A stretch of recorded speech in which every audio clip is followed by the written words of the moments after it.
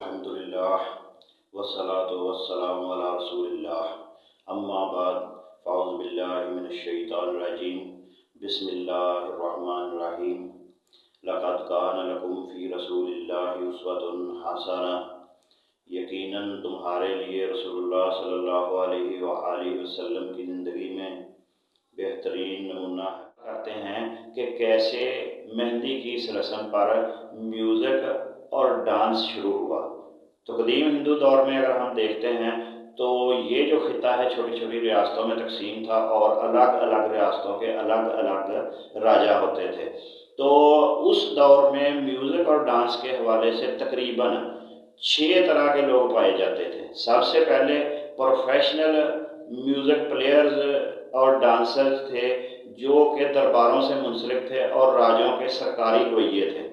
دوسرے نمبر پر آتے ہیں طوائفوں کے کوٹھے پر میوزک اور ڈانس کا ہونا۔ تیسرے نمبر پہ آتا ہے دھارمک استھانوں پر مذہبی پروگراموں میں مذہبی میوزک اور مذہبی ڈانس کا ہونا، جیسا کہ ہم سکھ دھرم میں دیکھتے ہیں کہ مذہبی مقامات پر مذہبی کلام پیش کرنے والے لوگ اور ہوتے ہیں اور عوامی مقامات پر گلوکار یا فنکار لوگ اور ہوتے ہیں۔ چوتھے نمبر پر ہم دیکھتے ہیں عوامی میلوں میں پرفارم کرنے والے میوزک پلیئرز اور ڈانسرز جن کو فوک سنگرز یا عوامی گلوکار کہا جاتا تھا۔ 5ویں نمبر پہ آتے ہیں بیکاری یا بیگرز جو میوزک پلے کر کے یا موسیقی بجا کر بھیک مانگا کرتے تھے۔ اور 6 نمبر پر آتا ہے میوزک کا وہ ذریعہ جو سب سے اہم اور عام تھا، یعنی نسل در نسل ڈول بجا کر روزی کمانے والے۔ اور یہ ڈول بجاتے تھے مختلف اعلانات کرنے کے لیے، مختلف چیزوں کی اطلاع دینے کے لیے اور شادی بیاہ کی تقریبات میں۔ اب اس دور میں جو راجے مہاراجے یا سرکاری افسران یا اس لیول کے لوگ تھے ان کے پاس ظاہر ہے بے شمار سواریاں اور ملازم اور ان کے پاس سرکاری موسیقی بجانے والے اور ڈانس کرنے والے لوگ ہوتے تھے۔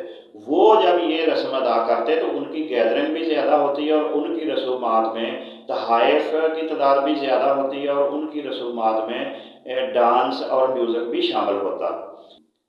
اب اس وقت کا جو عام ہندو ہے اس کے لیے سرکاری گویے راجوں مہاراجوں کے درباروں کے ان کو حاصل کرنا یا اس کے لیے مذہبی گویوں کو جو دھارمک استھانوں پر پرفارم کرتے تھے ان کو حاصل کرنا یا طوائفوں کو حاصل کرنا ممکن نہیں تھا۔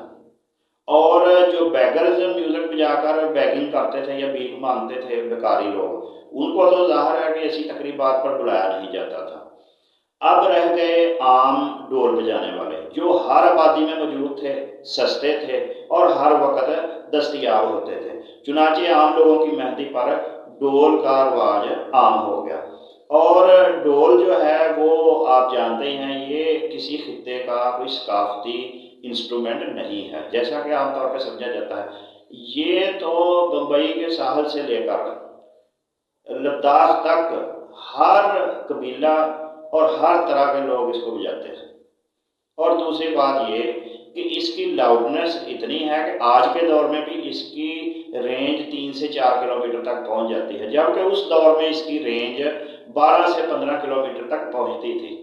جو لوگ ساؤنڈ ویو کو نہیں جانتے یا جنہوں نے سائنس کی تعلیم حاصل نہیں کی وہ بھی اس بات کو سمجھ جائیں گے کہ اگر ہم آدھی رات کو اٹھ کر کلاک کی آواز سنیں تو ہمیں سنائی دیتی ہے، جبکہ دن کو وہ آواز ہمیں سنائی نہیں دیتی۔ وجہ اس کی یہ ہے کہ دن کو گاڑیوں کا لوگوں کا شور ہوتا ہے اور اس شور کی لاؤڈنس یا بلندی اتنی ہے کہ پھر یہ کلاک کی مدھم آواز اس بلندی میں گم ہو جاتی، ہمیں سنائی نہیں دیتی۔